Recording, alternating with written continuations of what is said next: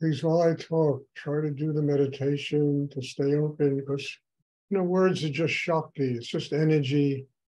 And you don't even have to hear, in your brain what I'm talking about. But if you take in the energy, as I always said, I must have sat through, 1,000 talks Rudy gave.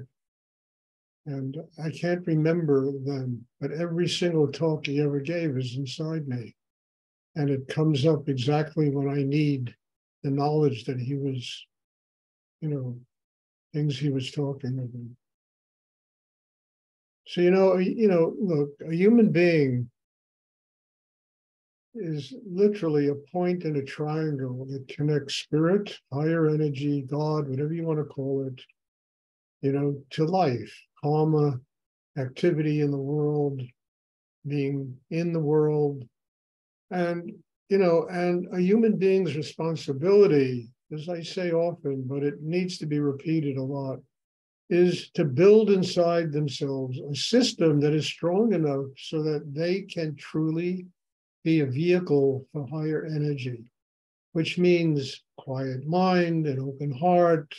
It means being balanced inside, centered in the chakra below the navel. It means using the sexual energy to activate Kundalini, so that, that the Shakti can flow to every single part of our being. And by flowing to every single part of our being, it builds an inner life that enables a human being to do two things: to open to receive Shakti, spiritual energy, and to be able to, live as an organic being, and it's not something you think about and something that you analyze or you read about in a book. It's just living experience. You become a child of God. And becoming that, you understand, you look out at the world and you recognize that life itself is the temple.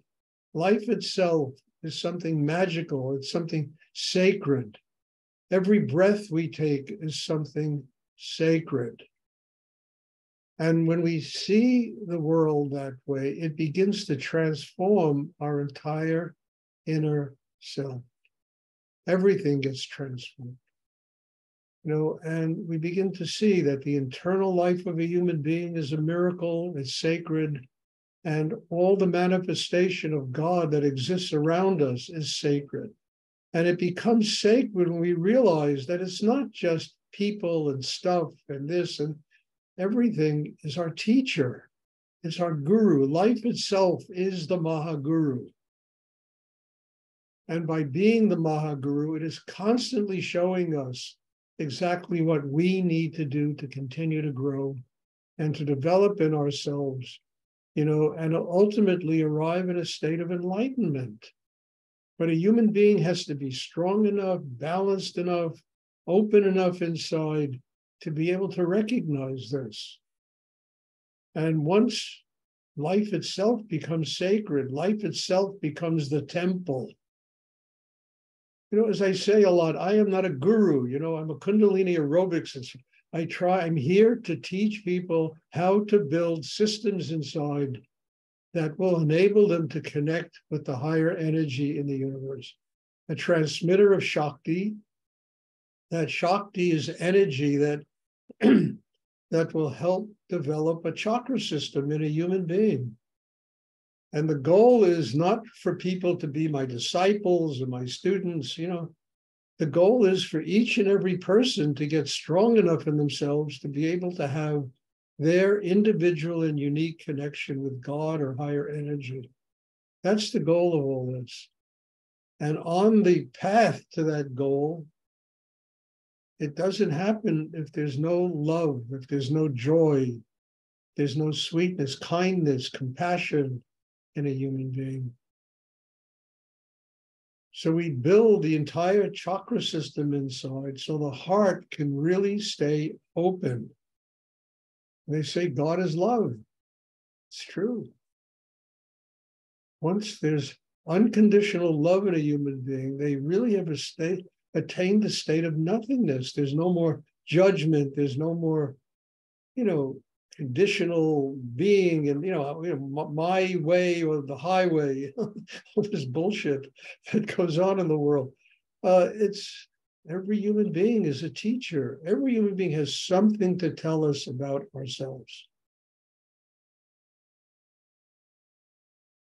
And our responsibility is to be able to build a system inside that allows us to live this way.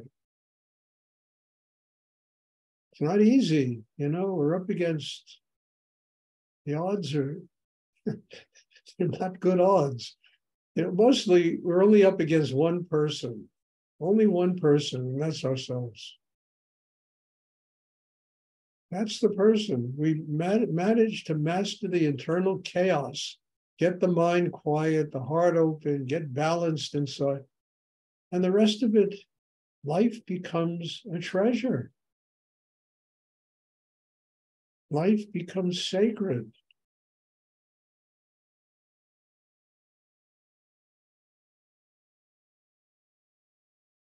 Does anyone have a question they would like to ask?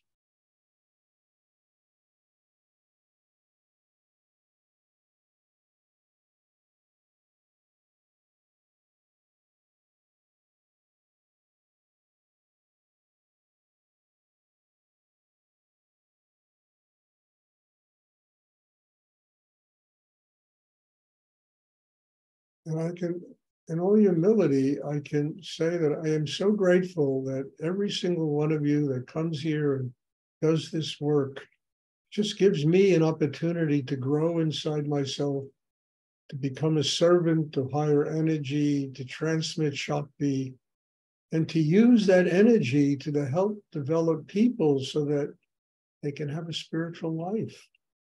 Not even just a spiritual life, they just become human. They have a joyous, happy, wonderful, a heart full of ananda, full of bliss, full of love.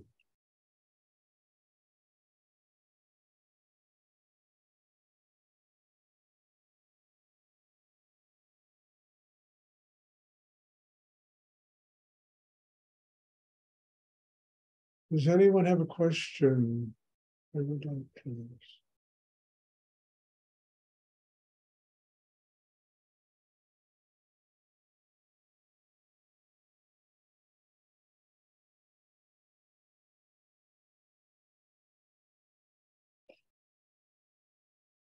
If there are no questions, then there'll be a class on Thursday. God bless you all. Thank you. And, as I say, in all humility, I have so much gratitude for each and every person that attends these classes, simply because you all are my teacher. I had Rudy, who used to teach me very strong way, but everybody needs a teacher. And every single one of you is my teacher, showing me how to be non-judgmental, how to open to the karma of each and every one of you, and to not think about you're supposed to grow this way or that way. As I've said a lot, spiritual energy is not polarity. It's not conflict. It's just pure energy. It comes into a human being, and it all depends upon the state of a human being, how that energy is transmitted into the world. If we're open, our hearts are open, there's love, that's what we give. If we're closed and neurotic and crazy and angry and rebellious, that's what we give the world. But it's just energy that comes into us.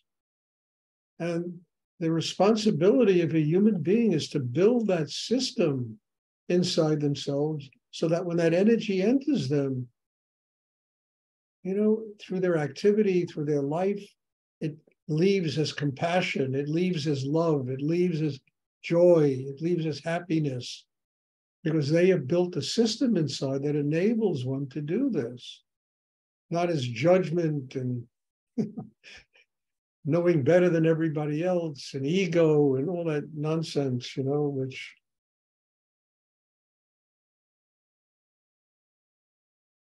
And that's all the meditation is about, building that kind of an inner life. becoming a child of God. Stuart, can I ask a question? Yes. I wondered if you'd speak again and maybe break it down a little bit more about, so when we're children and we experience the energy, like hateful energy toward us, with the message that, you know, you're bad, you're unlovable. And then they're sort of so deep in the unconscious that then with this work, you sort of meet these resistances. Lisa, I can answer this very simple. Look, I'm not a religious person, okay? I'm not Hindu, Buddhist, Christian. I just try to live a spiritual life. There's something in the Bible that is extraordinary, and really extraordinary. I mean, the last words of Christ pinned to a cross: "Forgive them; they know not what they do." Forgive your parents. Forgive those people that did that to you. They're not conscious people. They know not what they do. And if you can build that up inside yourself and get free of all the anger and stuff and resentment towards and you can simply say, okay, they know not what they do. They were not conscious. Most of us are raised by unconscious people. I wouldn't say all of us, but I would say 90% of the human race is raised by unconscious people. Forgive them. They know not what they do. It's probably one of the most profound things I ever read in my life.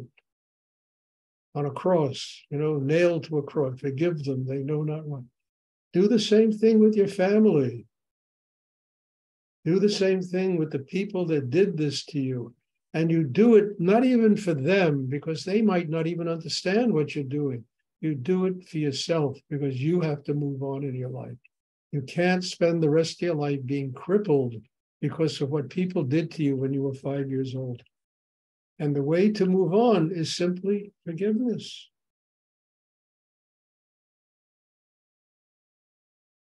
Can I ask one more thing?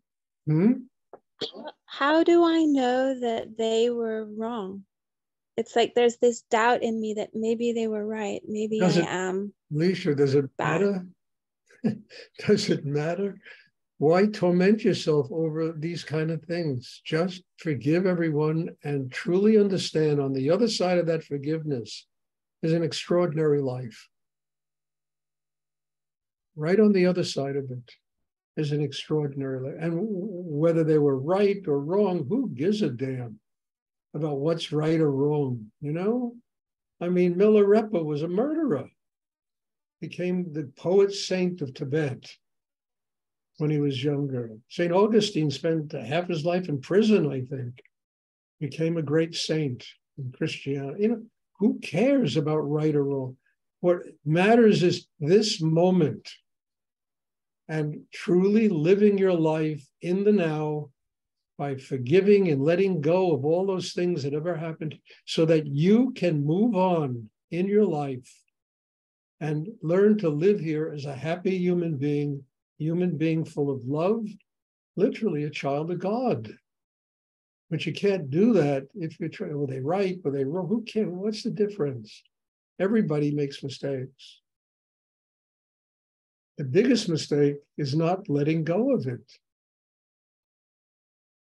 Just say, okay, I can move on.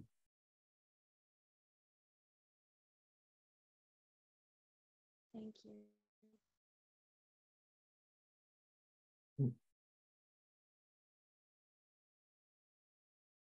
Now, this is not easy to do because we're so conditioned into, it's like etched into us about this right and wrong, and I know better than you.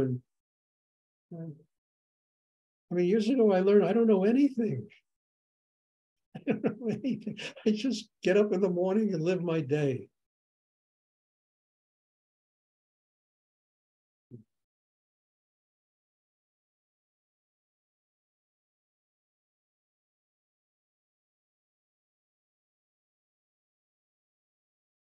And sometimes there are good things in the day, and sometimes there are nonsense, but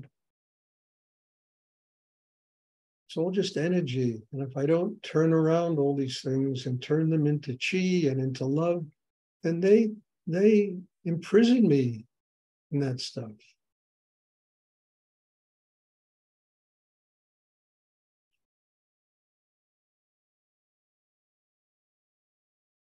Does anyone else have a question they would like to ask?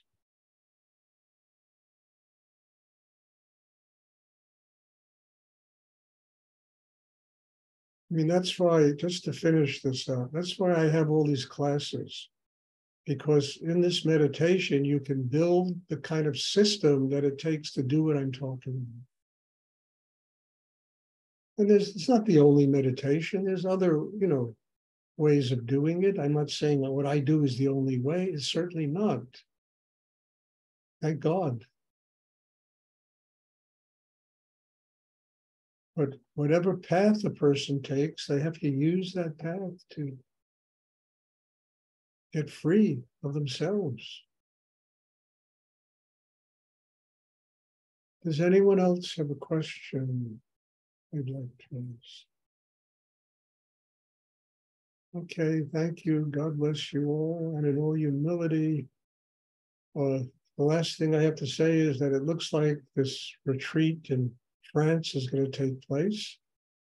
And I mean, it's very exciting. And I'm hoping people can attend. And if you know people that want to come, they're welcome. But they have to, upon coming, at least learn the meditation exercise and attend the classes, so they're welcome. And also, you don't have to be vaccinated or anything like that. I would ask people to have a test before they attend the classes every day, because the last retreat I had, somebody got COVID. And if he didn't take that test before, I mean, there would have been 13 people that had gotten COVID because of his presence there. So I'm asking you just to protect everybody, just take a test, not to get vaccinated, because I know people have things about vaccinations, but a test just takes 5 minutes and you can do it. Okay, thank you. God bless you all. And I'm looking forward to seeing you on Thursday. A wonderful day. Thank you very much, Stuart. Thank you.